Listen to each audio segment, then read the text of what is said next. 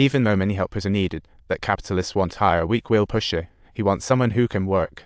He can only rely on his own cleverness, but it seems our friend here is overthinking everything. Andre's family maintains rigorous hiring standards and isn't prone to hiring lazy individuals easily. Now, let's welcome Biedermann and his son into the midst. Andre holds this hard-earned job in high esteem, cherishing it as one would a rare and valuable collectible, such as a unique Pokémon. On the job, Andre sweats it out. In free time, he unwinds with Molly. They head to a cabin halfway up the mountain, take a shower, and enjoy the refreshing water flow. That view looks more like a scene from a Brazilian rainforest. Dad, watch your steps. Seriously, life isn't as easy as it seems. However, around here, it's really not about struggling. We simply shouldn't make things more difficult for ourselves than they already are. Andre's distant adventures in Peter goodness and climbing are all about chasing his own dreams. If this isn't working, let's switch gears and think about where the fun really is. She couldn't hold back her feelings anymore and kissed the woman she loved. Mary's enthusiastic response made Andre's heart race. Halfway up the hill, his grave silently witnessed their love. After confirming, Andre made a decision. He wanted to give Mary a proper wedding proposal, so he enlisted a married colleague's help. Little did he know, Andre had a brilliant idea brewing. Using the excuse of a walk, Andre took her hiking. Out of nowhere, he planned a stunning surprise she'd never forget. The thing he had in hand was perfectly placed on the lawn. A gentle breeze passed by, feeling as natural as a rom-com. Suddenly, a light flashed on the mountain top, revealing Mary's initials so romantic. A thoughtful heart doesn't need to be told, it just knows. Mary was so touched she joyfully accepted Andre's proposal. Andre couldn't believe his ears and asked again just to confirm.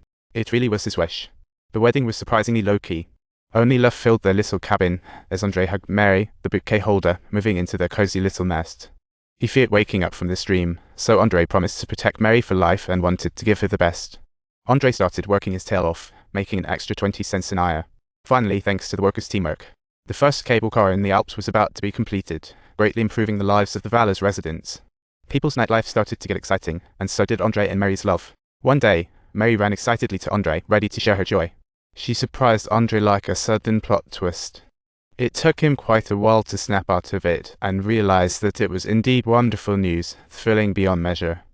They were having a blissful fairy tale baby. One night, Andre was awakened by strange noises that could only mean one thing.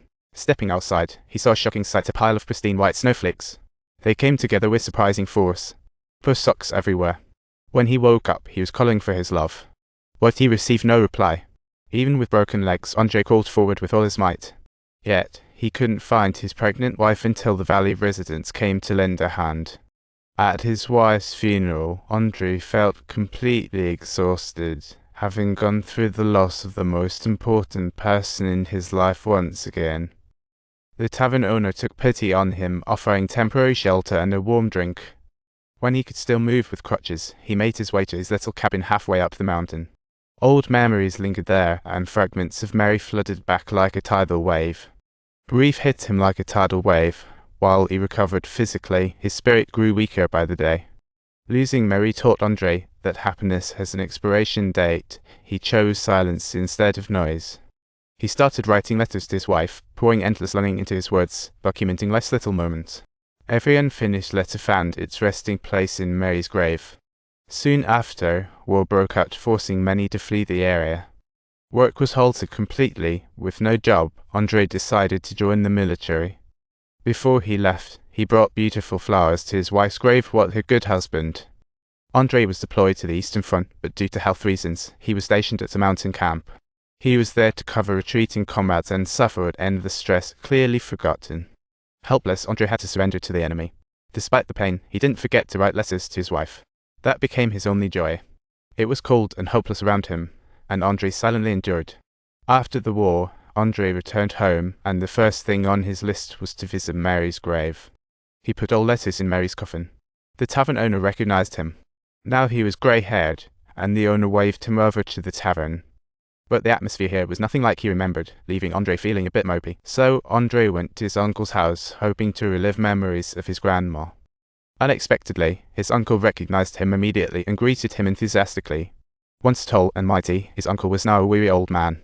Andre felt mixed emotions and chose to walk away. Sometimes, living is tougher than the alternative, but with the tavern owner's help, Andre began anew as a farmer, offering his support. If you like the story, subscribe and turn on notifications to avoid missing any exciting content.